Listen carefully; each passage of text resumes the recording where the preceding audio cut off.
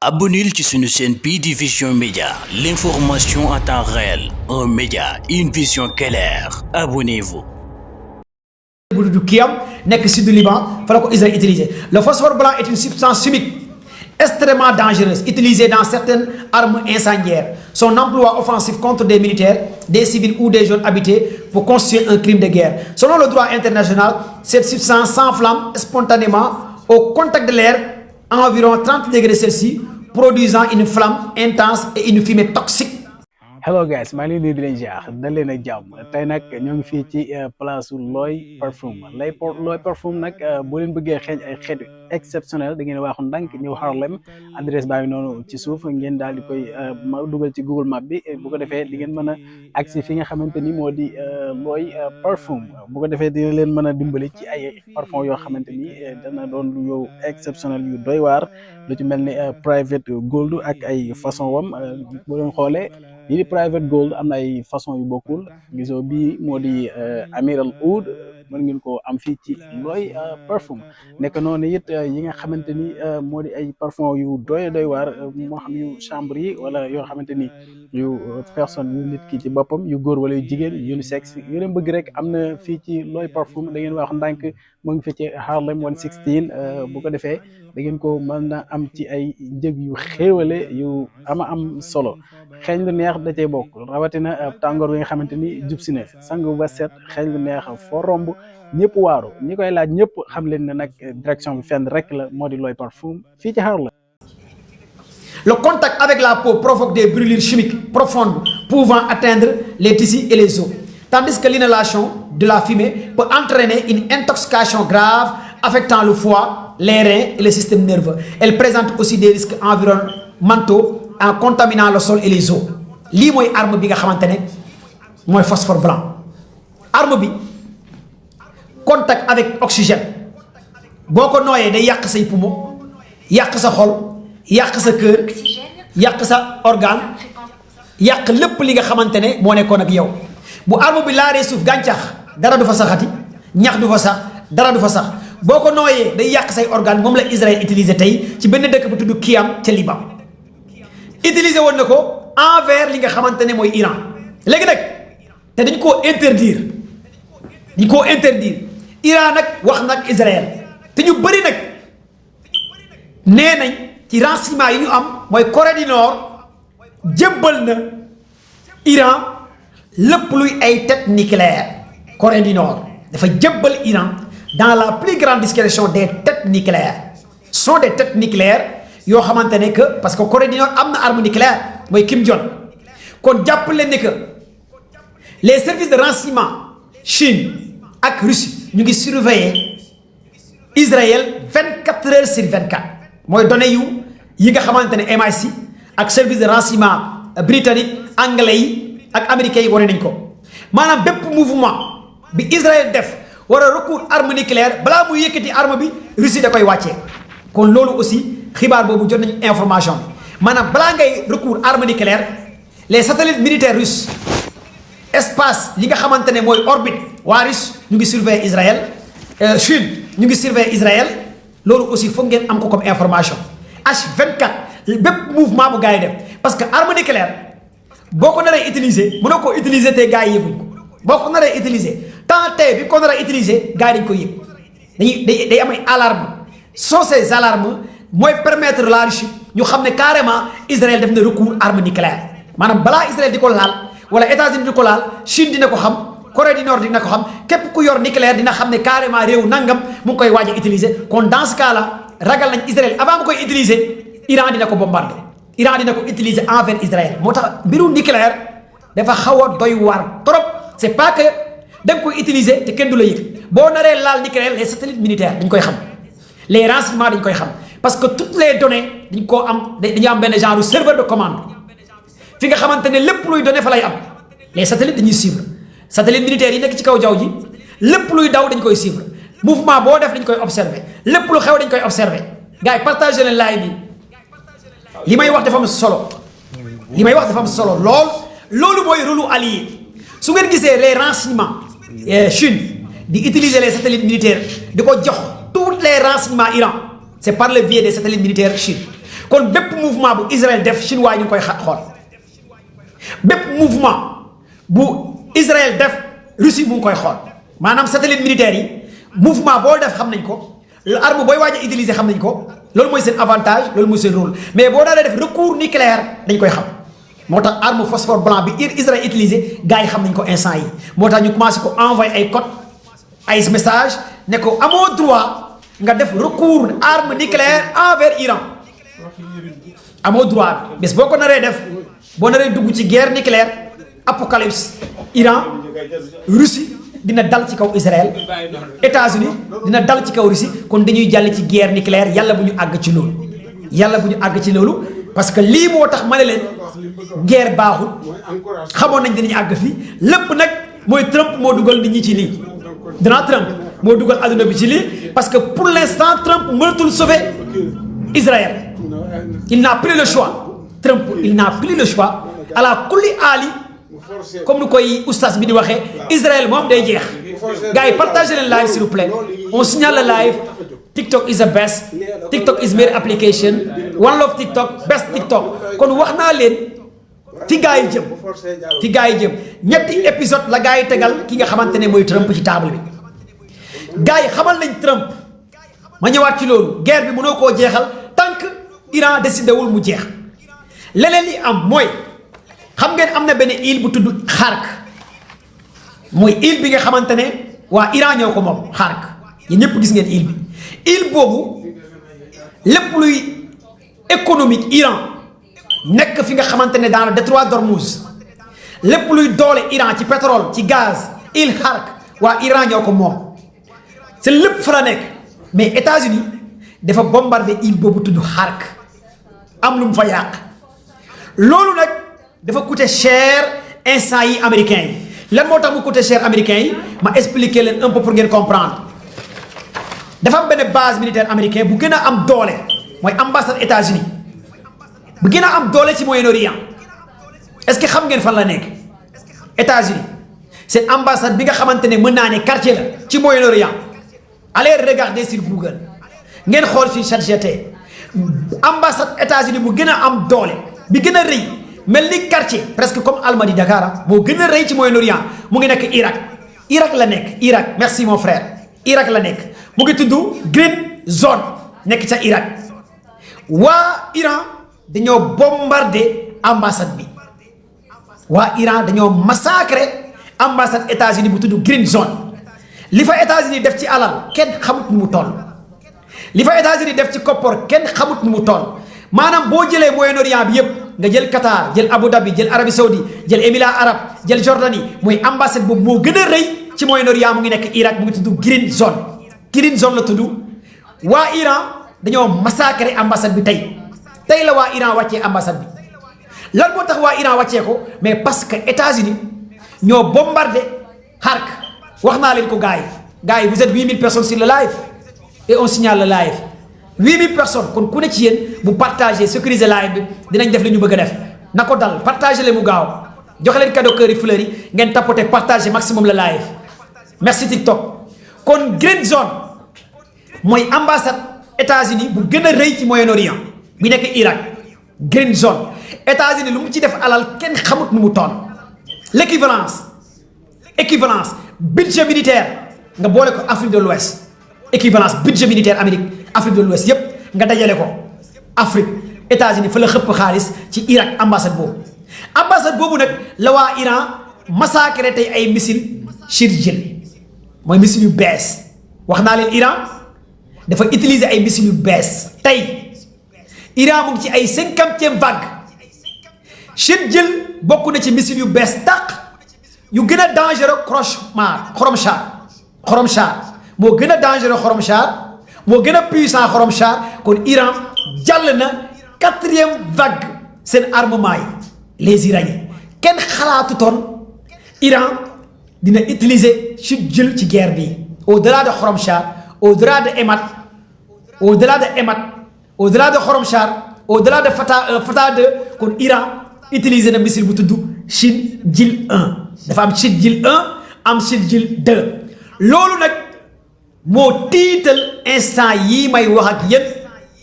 les Américains parce que missile Shinjil amul benn système de défense anti-aérienne bu ko mën a téye lu tax ma wax leen ko su ngeen jëlee front de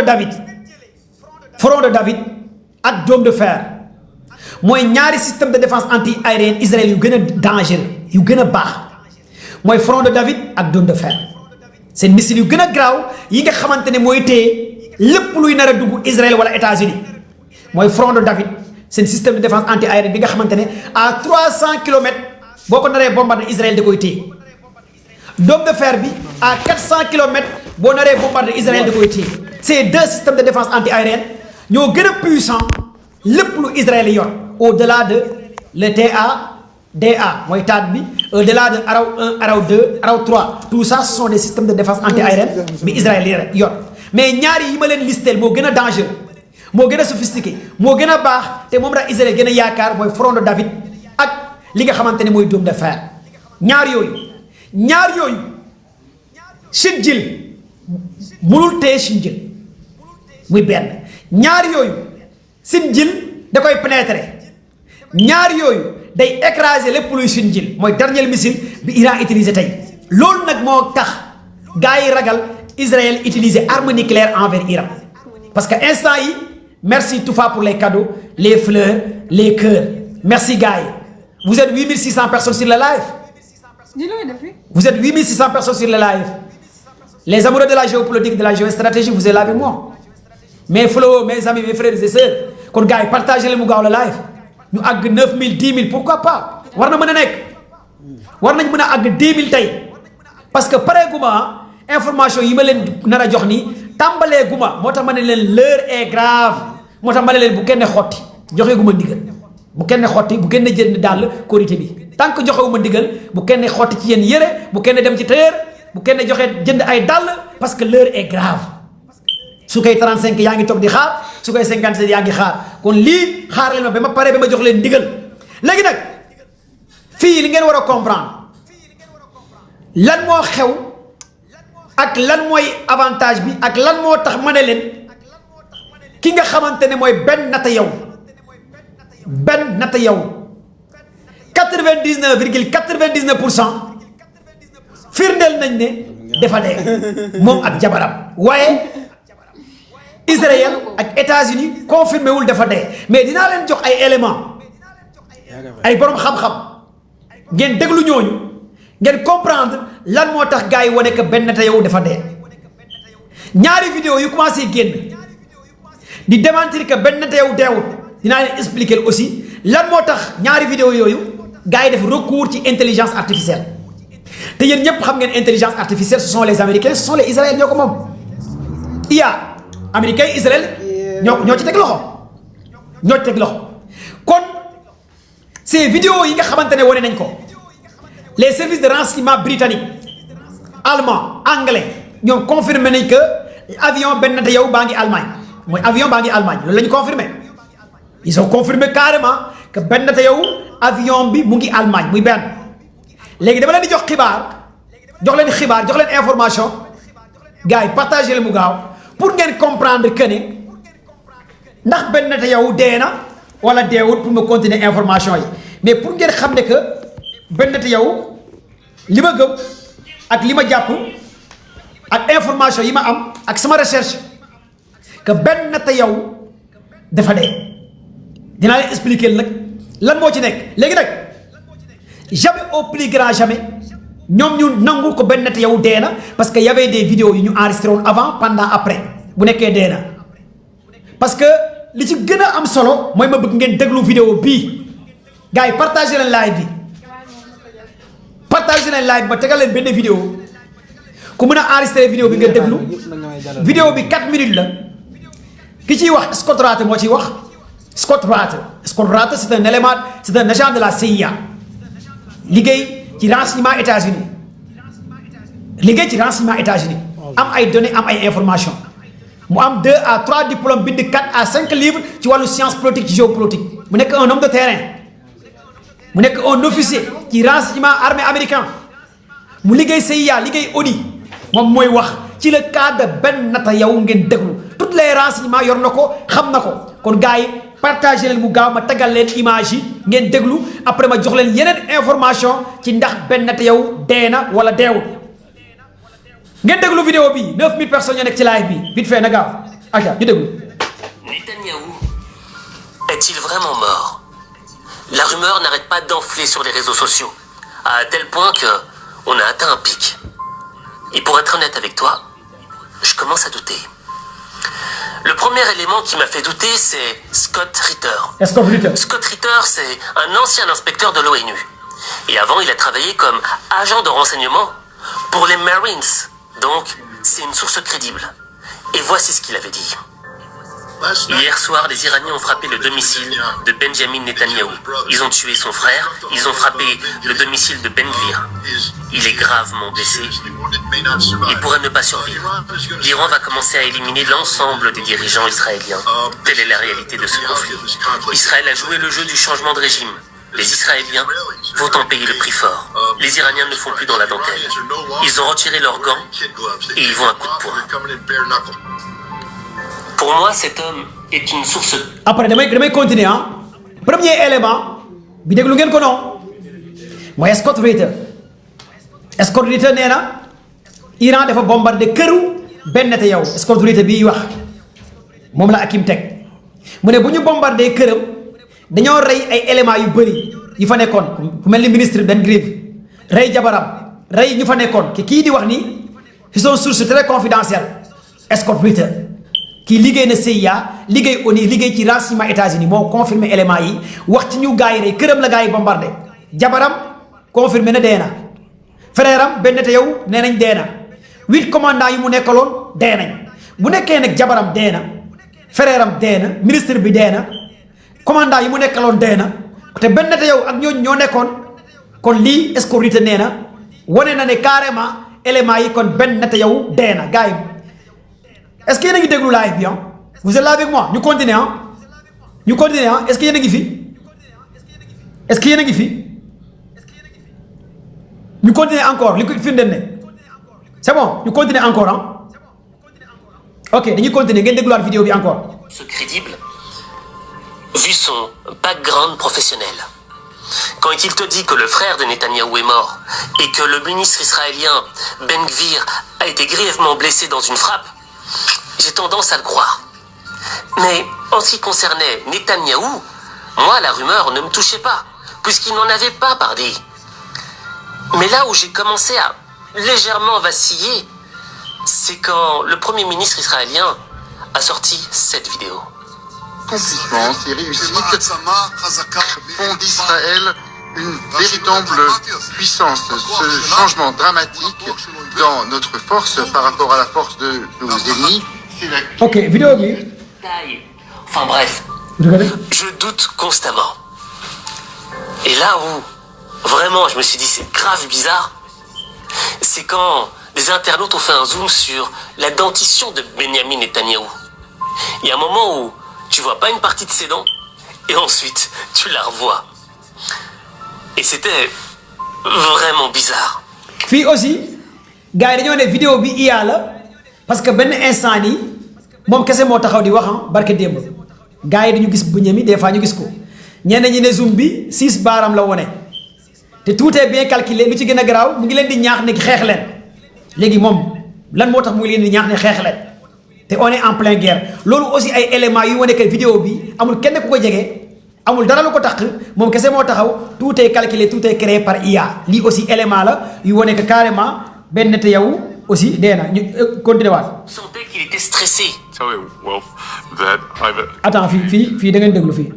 Et il y a une autre vidéo qui a circulé sur Twitter où on voyait le secrétaire d'État au Trésor qui était en pleine interview. Great Funabashi son, Japanese journalist, thinker, policy person called. Et à un moment on lui dit le président a besoin de vous. Il a interrompu l'interview. I listened to you on the. The president wants you. Sorry, the president wants you very much. Oh, okay. Okay. No problem at all. See you shortly, Mr. Secretary. Et lorsqu'il est revenu, le mec n'était plus le même. Quand il parlait, il commençait à bafouiller. On sentait qu'il était stressé. Tell me, Wolf, that I've teenager. ok fii nag le secrétaire général du trésor États-Unis danoon def benn waxtaan muy def benn waxtaan mu toog ba yàgg ñu ne ko président bi da laa soxla pour jox ko information bi mu ñëwaatee mu toog mu sentir que carrément wax ji c'est pas cohérent kon information bu ñu ko jox mooy ne que jàpp nañ ne que ñu ko xamal que ne benn te yow dafa dee moo tax moom mu changé waat di wax di lox kon tous ces éléments day wane que carrément ki nga xamante ne mooy benn nata yow dafa dee kon loolu ay éléments la yuy ko wane ne que benn nata yow dee na lii yëpp sont des éléments tangibles palpables yuy wane carrément ki nga xamante ne que mooy benn nata yow dafa décédé gars yi laay baa ngi wàcc de ñu ngi koy signalé de partagez leen live s'il vous plaît kon loolu yëpp mooy wane que benn nata yow mi doon gars yi doon laaj ak lu doon gars yi doon wax que benn nata yow dafa décédé léegi nag li ngeen war a comprendre fii ak li ngeen war a xam ak ci lu war a am ak lan moo tax gars yi bëgguñu wax ne benn nata yow dafa dee waa Israël xam ngeen ne Israël dès l'instant que ñu ne benn nata yow dee na troupe bi dañuy découragé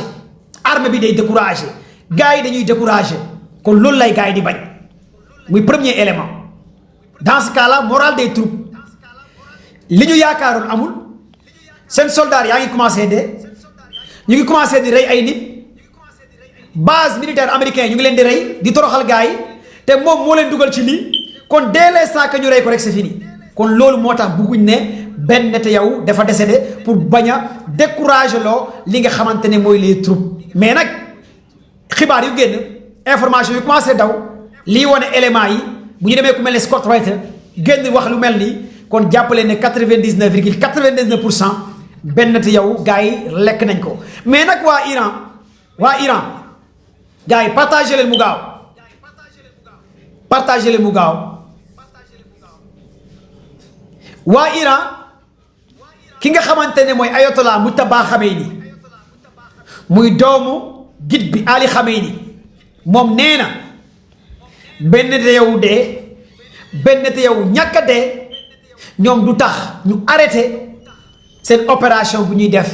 li nga xamante ne envers Israël ak lii di États-Unis nag waa Iran xamal nañ leen que ne seen 5000 marins yi ngeen nar a indi ci détroit d'Ormuz seen soldats yi ngeen war a utiliser par la voie terrestre ñu ngi leen di xaar dans les plus brefs délais ngeen war a pénétrer li nga xamante ne mooy Iran États-Unis dafa am diversion ak manque de coordination bu commencé am envers armée américaine parce que ñenn ñi d'accorduñ ci alliance bi Trump d'accord pour gars yi envahir détroit d'Ormuz parce que Trump dafa woote ndimbal wax naa leen ko c'est la première fois dans l'histoire des Américains ñu gis président États-Unis ne kaay leen dimbali ma yéen waa Chine yéen waa France yéen waa Allemagne ñëw leen dimbali ma lii la Trump woote pour ñu créer benn alliance concernant le détroit d'Ormuz. Good morning guys, good afternoon, good evening guys. Today tey damay ñëw pour wala yéen genre xeetu parfum lay jaay fii am nañ fi ay parfum góor am nañ fi ay parfum jigéen am nañ fi yenn parfum yoo xam ne ay unisex la am nañ fi ay oil. Ok guys léegi xamuñu wan leen yan parfum mooy parfum yu góor yi yu looy di jaay fii yi ay parfum de góor la yëpp ay parfum de góor ay black scent mais damay ne wan yenn flavor parfum yoo xam ne foo ko laal cootopp la maa la wax loolu parfum yoo xam ne foo ko laal foo romb di nga dégg mais yow what's up man what are you smelling what kind of parfum nga laal yaa dañ la ko laaj mooy comme ça parfum bi just for you it smell so nice maa la wax loolu am na nag ay référence quoi am na genre am na façon bi for me bi tim noonu la mel am na tamit dram bi tim noonu la mel tamit smell waaw oh li parfum bi ñaan waaw sama gars yi maa leen ko wax nag fii leen ko amee si looy yëpp ay référence parfum góor la am na fi ay Bossman moom tamit kat bi noonu la mel am na fi ay Black Sensi mais moom dafa bëri référence Black Sensi moo nekk dafa bëri ay référence quoi waaw gars yi léegi génn si parfum yu góor yi léegi dañu yóbbu si parfum jigéen ñi am nañ seen wàll xam ngeen loolu waaw léegi am nañ fi ay parfum yu jigéen yu neex yu jéeme yoo xam ne tamit foo ko laal macha allah loolu kay maa la ko wax ay parfum yu jigéen yu neex yu classé yu set it smell so nice jigéen ñi seen parfum yaa ngi fi ay parfum yu neex yu ñu war yëpp looy am na ko fii ay référence moo fi nekk bii noonu la mel waaw parfum yu neex la parfum yu neex la waaw ay parfum yu neex la fi nekk the moment bi parfum bu neex la parfum bu rara ngi nii te xeetu parfum yu may jaay lu si gën a neex te am si solo mooy Amérique fii kese nga mën a amee genre parfum yu neex yi genre parfum yu raar yi te jigéen ñi dañoo bëgg lu raar bëgg seen bopp kon nag yegsi leen si looy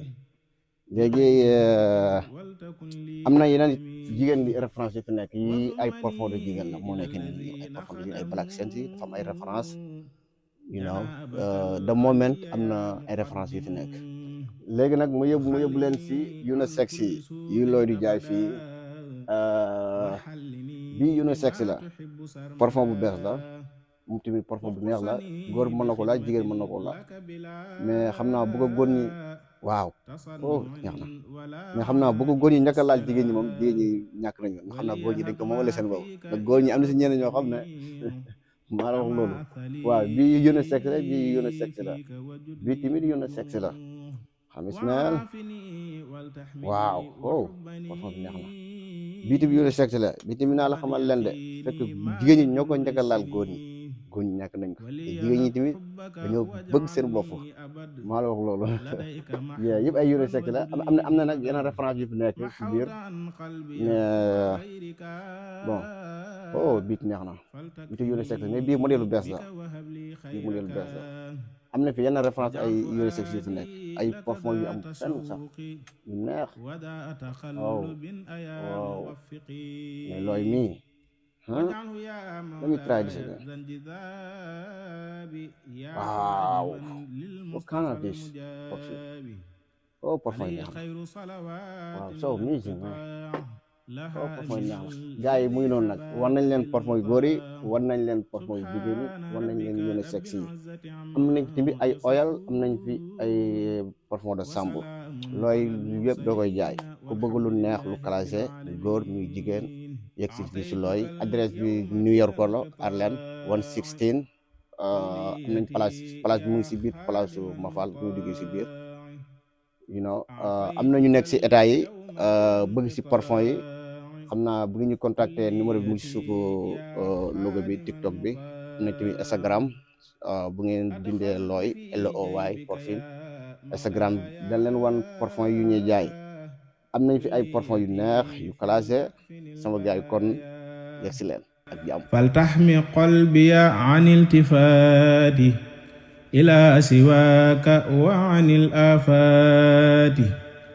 waltaxmi mantiqi an iktaari alkalaam fi gayri ma tarda wa kun liya imaam